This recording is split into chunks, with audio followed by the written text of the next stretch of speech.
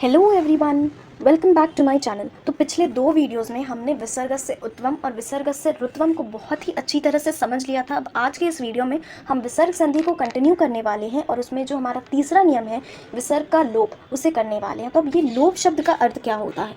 लोप का अर्थ यानी कि गायब हो जाना, मिट जाना, हट जाना, जो भी आप इसे समझ ले। तो विसर्ग यहाँ पर गायब हो जाता है और कोई भी चीज़ यहाँ पर नहीं बदलता, बस जो विसर्ग है वो वहाँ से हट जाता है, बाकी सारी चीज़ें वैसी की वैसी ही रहती हैं। तो अब इसका नियम क्या है? यहाँ पर मुख्य रूप से तीन नियम होते हैं विसर्ग को लोप करने के, यानी तीन सिचुएशंस में विसर्ग का लोप हो सकता है। तो वो सिचुएशंस क्या हैं, उसी हैं हम आज देखने वाले हैं। तो चलिए शुरू करते हैं।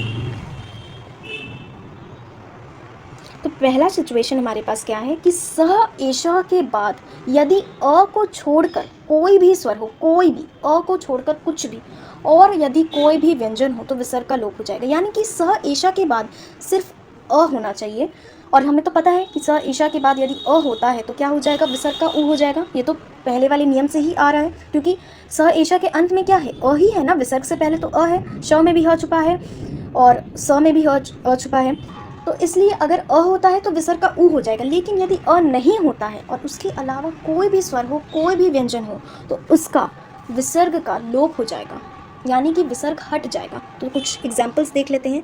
जैसे कि हमारे पास है सह जोड़ एति। अब यहाँ पर विसर्ग से पहले क्या है? अ, स में अ छुपा है, और विसर्ग के बाद क्या है? यहाँ पर अ के बाद है विसर्ग, और विसर्ग के बाद क्या है? ए, जो कि अ के अतिरिक्त कोई स्वर है। इसलिए यहाँ पर जो विसर्ग है वो हट जाएगा या गायब हो जाएगा, और हमारे पास शब्द क्या आएगा? स एति, ये शब्द बनेगा। बस विसर्ग यहाँ से हट गया। तो ये बहुत ही सिंपल है, आपको बस नियम को याद रखना है। एक और एग्जाम्पल हम देख लेते हैं। जैसे कि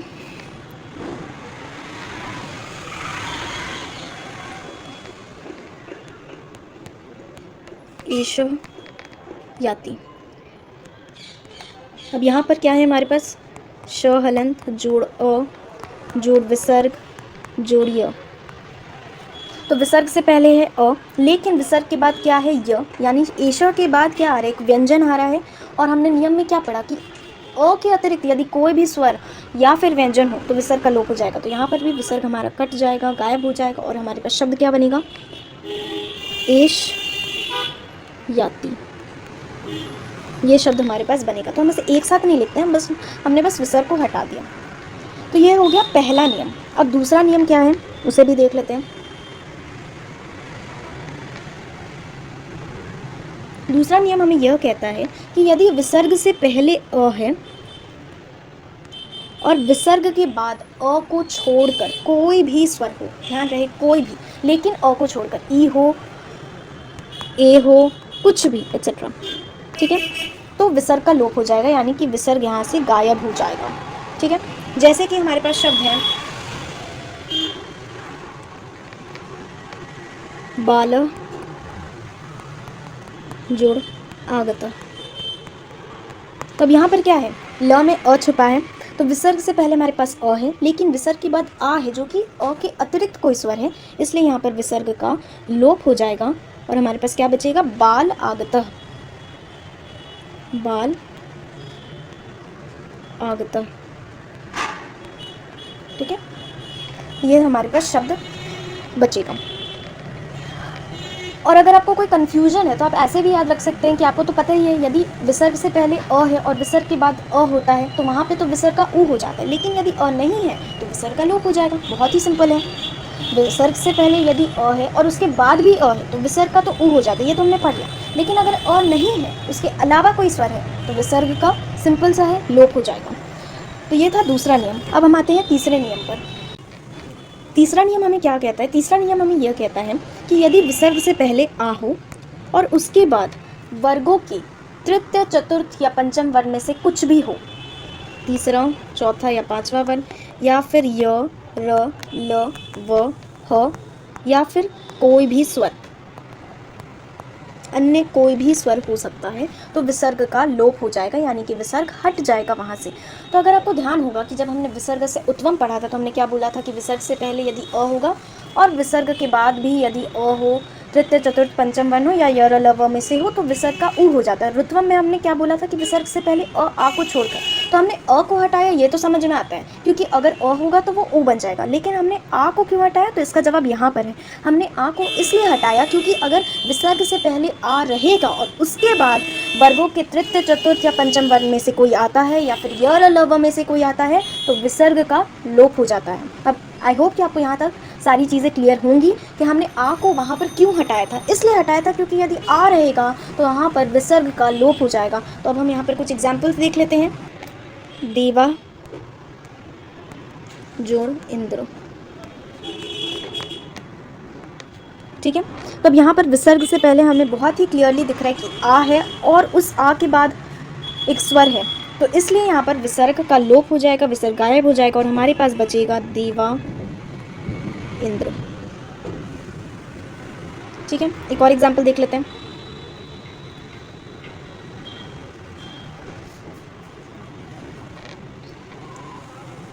वाता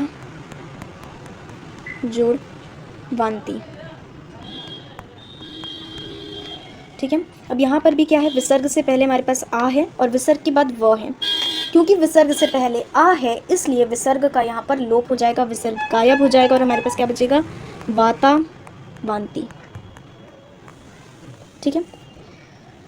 तो इसी के साथ हमने हमारे विसर्ग संधि के 3 नियम, विसर्ग से उत्वम, विसर्ग से रुत्वम, विसर्ग से लोप, ये तीनों नियम को बहुत ही अच्छी तरह से कवर कर लिया। एक बार शुरू से हम इसे रिवाइज कर लेते हैं ताकि अगर आपके मन में कहीं भी किसी तरह का कोई कन्फ्यूजन हो तो वो क्लियर हो जाए। तो चलिए देखते हैं। तो हम ऐसे देखते हैं, क्योंकि मेन स्वर ही के चेंज होने से नियम में बदलाव आ रहे हैं इसलिए हम स्वर के हिसाब से ही चलते हैं। तो विसर्ग से पहले यदि अ है, ठीक है, और उसके बाद यदि अ है, यहाँ पे विसर्ग है और विसर्ग के बाद भी अ है, तो क्या हो जाएगा, विसर्ग का उ, ठीक है, विसर्ग हमारा उ में बदल जाएगा। लेकिन अगर विसर्ग के पहले अ है और विसर्ग के बाद अ के अतिरिक्त, अ के अलावा कोई स्वर है तो यहाँ पर हमारे पास जो विसर्ग है उसका लोप हो जाएगा, ठीक है। तो ये अ के साथ आपको चीज़ें क्लियर हुई कि यदि पहले प्रथम पद में हमारे पास अ है और उसके बाद उत्तर पद में भी अ है तो विसर्ग का उ हो जाएगा। लेकिन हमारे पास यदि प्रथम पद में अ है और उत्तर पद में अ नहीं है, प्रथम अक्षर अ नहीं है, तो विसर्ग का लोप हो जाएगा। चलिए अब आगे देखते हैं। तो ये तो हमने देख लिया कि यदि प्रथम पद में अ है तब क्या होता है, यदि प्रथम पद में अ नहीं है तब हम देखते हैं। तो यदि अ नहीं है, यदि अ नहीं है तो मान लेते हैं हमारे पास है आ। यदि विसर्ग से पहले है आ और अब इसके बाद कोई भी स्वर हो, इससे हमें फ़र्क नहीं पड़ता, स्वर कुछ भी हो सकता है, ठीक है, कोई भी स्वर हो, तो इसमें क्या होगा, हमारा जो विसर्ग है उसका लोप हो जाएगा, ठीक है। बस अ के साथ ही इतनी कॉम्प्लेक्सिटीज़ हैं कि अ के बाद या तो अ ही होना चाहिए या तो अ के अलावा कोई स्वर होगा तो उसका लोप हो जाएगा, बाकी किसी स्वर के साथ नहीं है। यदि विसर्ग से पहले आ है तो उसके बाद कोई भी स्वर हो सकता है तो उसका लोप हो जाएगा। अब हम देखते हैं यदि अ आ में से कुछ भी नहीं है और कोई स्वर है तब क्या होगा, ओ आ के अलावा। अब यहाँ पे भी कोई कॉम्प्लेक्सिटीज़ नहीं है, बस प्रथम पद में अ आ के अलावा होना चाहिए, उसके बाद कोई भी स्वर। तो अब इस केस में क्या होगा, जो विसर्ग है उसका र हलंत हो जाएगा, ठीक है। तो यहाँ पर मैंने तीनों संधियाँ जो अभी तक हमने पढ़ी थी विसर्ग संधि में, उन तीनों को समराइज़ कर दिया ताकि अगर आपको कन्फ्यूजन कहीं पर भी रहा हो तो वो क्लियर हो जाए। तो आज के इस वीडियो के लिए इतना ही। अगर आपको ये वीडियो पसंद आई हो तो इसे लाइक, शेयर और कमेंट करना ना भूलें। और अगर अभी तक आपने मेरे चैनल को सब्सक्राइब नहीं किया है तो फटाफट जाकर मेरे चैनल को सब्सक्राइब करें और बेल आइकन को भी दबाएं ताकि आप कोई भी वीडियो मिस ना करें। तब तक के लिए गुड बाय, थैंक यू।